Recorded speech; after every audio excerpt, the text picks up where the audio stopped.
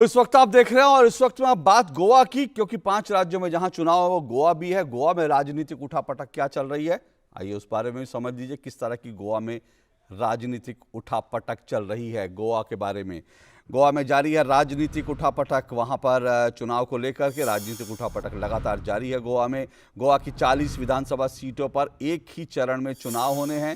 40 विधानसभा सीटें हैं, एक ही चरण में चुनाव होने हैं। 14 फरवरी को गोवा में मतदान होंगे, 10 मार्च को नतीजे आएंगे। गोवा में 10 साल से भाजपा का शासन है और एक बार फिर भाजपा पूरी ताकत लगा रही है वहां सरकार बनाने के लिए। लेकिन राजनीतिक उठापटक के बीच गोवा में विपक्षी एकता के गुब्बारे की हवा निकल गई है। कांग्रेस, टीएमसी, आम आदमी पार्टी, शिवसेना सभी अलग अलग मैदान में हैं। महाराष्ट्र का महाआघाड़ी गठबंधन गोवा में टूट चुका है, पूरी तरह से टूट चुका है। कांग्रेस गोवा में अकेले चुनाव लड़ रही है। शिवसेना एनसीपी के साथ उसने कोई गठबंधन करने से इनकार कर दिया। शिवसेना नेता संजय राउत ने बहुत हाथ पैर मारे गठबंधन बनाने के लिए। कांग्रेस नेताओं से कई बार मिले, लेकिन बाद में राउत ने कहा कि हमने कांग्रेस से बात की पर बात नहीं बनी। ये संजय राउत ने कहा। संजय राउत ने कहा कि कांग्रेस को लगता है अकेले बहुमत में आ जाएगी, इसलिए उसने किसी से गठबंधन नहीं किया। ममता बनर्जी की टीएमसी और आम आदमी पार्टी भी गोवा के चुनाव मैदान में हैं और अलग अलग चुनाव लड़ रहे हैं। 2017 में आम आदमी पार्टी चुनाव लड़ी थी, लेकिन उसका गोवा में खाता भी नहीं खुला था। लेकिन इस बार पंजाब की तरह आम आदमी पार्टी ने गोवा में भी मुख्यमंत्री पद का एक चेहरा दिया है और उम्मीद कर रही है कि इससे शायद उसकी नैया पार हो जाए। पी चिदम्बरम ने गोवा को लेकर आम आदमी पार्टी पर प्रहार किया है। अरविंद केजरीवाल ने चिदम्बरम को इसके जवाब में कहा, रोना बंद कीजिए। ममता बनर्जी की टीएमसी कांग्रेस नेताओं को तोड़ने में लगी है। विपक्षी एकता का गुब्बारा कैसे फूट रहा है ये आपको लग रहा होगा, साफ दिख रहा होगा। हमारे संवाददाता योगेश शीतल इस वक्त गोवा पणजी से हमारे साथ जुड़े हुए हैं। योगेश, क्या तस्वीर निकल कर आ रही है वहां पर गोवा में इस वक्त? ऐसा लग रहा है कि विपक्षी एकता, मतलब तमाम विपक्षी पार्टियां जो हैं वहां अपने अपने दम पर अपनी ताकत दिखाने के लिए चुनाव लड़ रही हैं और इसका सीधे तौर पर फायदा बीजेपी को हो सकता है। बहुत अच्छी तरीके से अशोक, आपने अभी पूरी जो मैं सुन रहा था, आपने बहुत अच्छे तरीके से बयां किया है जो यहाँ पे चल रहा है। क्योंकि कल प्रफुल्ल पटेल यहाँ आने वाले थे, एक पीसी उनकी होने वाली थी। माना जा रहा था कि एनसीपी की तरफ से कुछ कहा जाएगा कि एनसीपी, शिवसेना या फिर कांग्रेस को लेकर कुछ खिचड़ी जो है वो पकी है या नहीं पकी है, लेकिन वो लास्ट मोमेंट पे वो भी कैंसिल हो गया।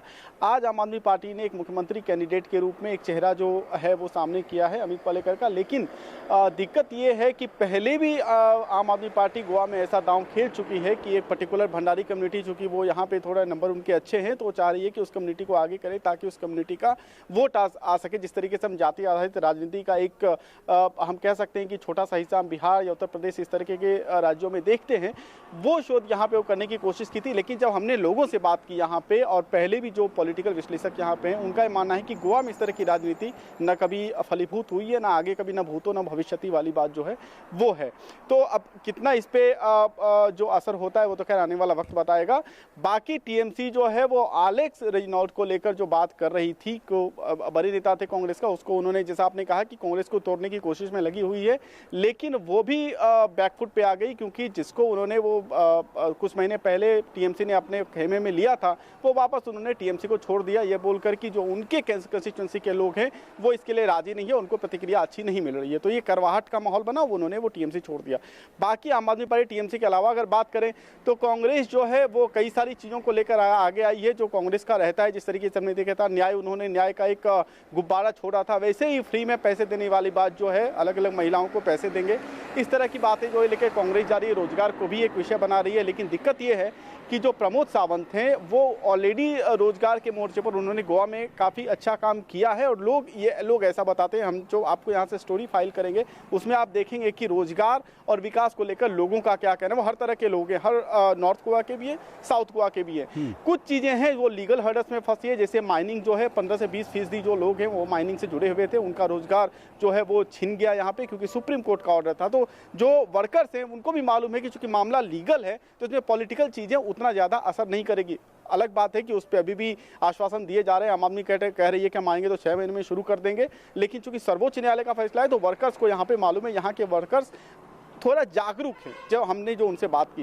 इन सब के अलावे अगर आप ओवरऑल अगर बात करेंगे तो गोवा में और बहुत सारे इशू हैं। टूरिज्म है, टूरिज्म को किस तरीके से बूस्टअप किया जाए, ट्रांसपोर्टेशन को किस तरीके से अच्छा किया जाए। ओला, उबर, मेरू टाइप की सर्विसेज यहाँ पे है नहीं, उसके अपने अपने कॉन्फ्लिक्ट ऑफ इंटरेस्ट वाले रीजन्स हैं, उसको सॉर्ट आउट कैसे किया जाए, ये सब चीज़ें जो है पैरेलल में चल रही है। बाकी चुनाव आयोग ने तैयारियां अच्छी कर रखी हैं। जो सीनियर सिटीजन हैं, जो दिव्यांग हैं, जो महिलाएं हैं, जो नहीं आ सकते, वैसे लोग जो हैं उनको किस तरीके से बैलेट पेपर का ऑप्शन दिया जाए, ये सब काम किया जा रहा है। हालांकि लास्ट टाइम भी 84-85% का टर्नआउट रहा था। तो जो चीफ इलेक्टोरल ऑफिसर हैं कुणाल कुमार, उनसे हमारी बात हुई, उन्होंने कहा कि हम चाहते हैं कि अपना रिकॉर्ड खुद ही तोड़े। तो ओवरऑल जो अभी परिदृश्य है यहाँ पे वो इस तरह का है। ठीक, अशोक, बहुत बहुत शुक्रिया योगेश आपका हमें हमारे साथ जुड़ने के लिए और पणजी से गोवा के चुनाव पर अपडेट देने के लिए। गोवा के बाद बात अब पंजाब की कर लेते हैं। पंजाब चुनाव में क्या चल रहा है उसका एजेंडा भी अभी समझ लीजिए। इस वक्त पंजाब चुनाव को लेकर क्या कुछ